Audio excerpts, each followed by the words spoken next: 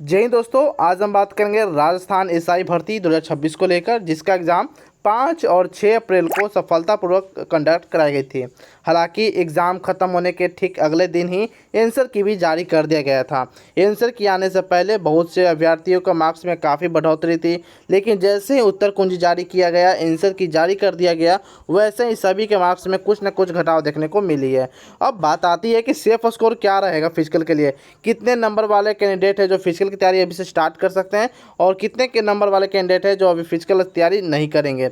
बात करेंगे कम नंबर वालों के मौज है, क्योंकि इस बार कट ऑफ काफ़ी कम रहने वाली है, क्या कम कराने वाली है। और बात किया जाए अगर 66% ऐसे कैंडिडेट है जिसका अंक यानी कि जिसका मार्क्स काफ़ी पासिंग अंक से भी नीचे है, तो सारा डाउट आपको इस वीडियो में क्लियर करने वाले हैं। तो वीडियो को शुरू से अंत तक जोड़ देगा, स्टेप बाय स्टेप समझने की कोशिश कीजिएगा।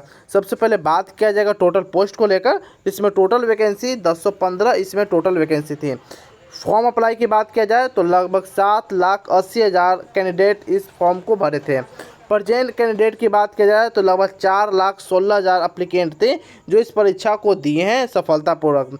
और कंपटीशन की बात की जाए तो 271 पर सीट पर है, यानी कि अभी तक आपका जो कंपटीशन है 271 पर सीट पर है, यानी कि 271 आपका एक सीट के लिए लड़ रहा है। बात करें एग्ज़ाम डेट को तो 5 और 6 अप्रैल को आपका एग्ज़ाम था और आंसर की 7 अप्रैल को जारी कर दिया गया है। अब बात आती है कि वैकेंसी डिटेल क्या रही है। तो सब इंस्पेक्टर की बात किया जाए तो 896 वैकेंसी थी। सब इंस्पेक्टर एपी यानी कि हरिया क्षेत्र से 4 और सब इंस्पेक्टर शेड्यूल एरिया से 25, सब इंस्पेक्टर आईबी से 26 और पलटन कमांडर से बात की जाए तो 64 वैकेंसी थी। आई होप यहाँ तक आपका सारा डाउट क्लियर हो चुका होगा। फिर भी कोई डाउट बचे तो कमेंट सेक्शन के माध्यम से आप हमसे पूछ सकते हो। अब बात की जाए फिजिकल फिटनेस क्या रहने वाली है। बहुत से कैंडिडेट ऐसे हैं जो पहला बार एग्ज़ाम दिए तो उनको पता नहीं है क्या आगे करना है, तो अब आपके फिजिकल होगी। तो कितना नंबर फिजिकल की तैयारी करेंगे ये भी आपको बताएंगे, और फिजिकल कैसी रहती है ये आपको मैं जानकारी देता हूँ।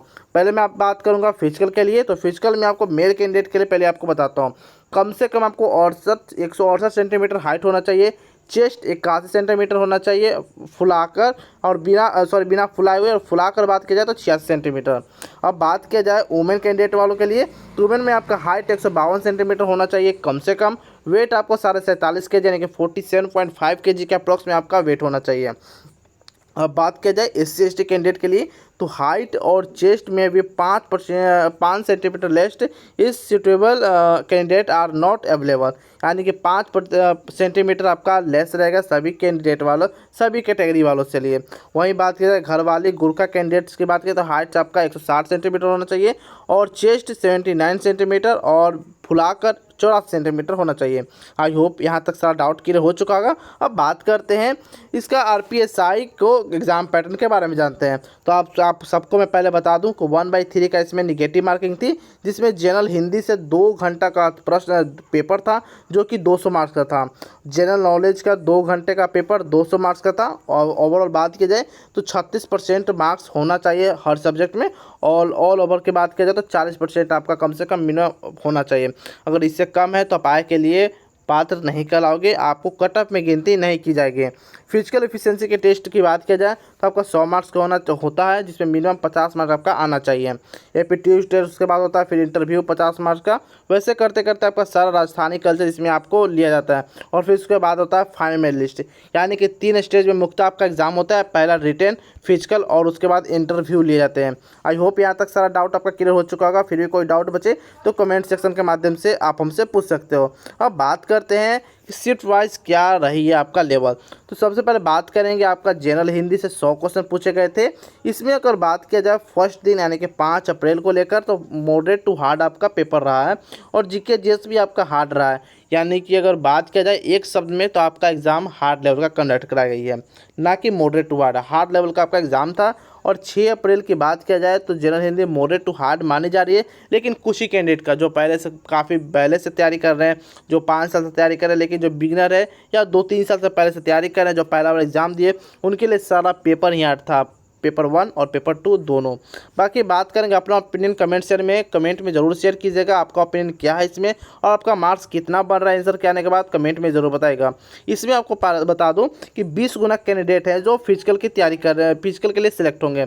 तो लगभग 20,000 से ज़्यादा प्लस बच्चे होंगे जो इस प्रक्रिया में भाग लेने वाले हैं फिजिकल के लिए। तो आप थोड़ा सा भी अभी मेहनत कर लीजिए फिजिकल के लिए, क्योंकि चांस काफ़ी बन रही है। अगर इतना नंबर है तो चांस आपका बनता है।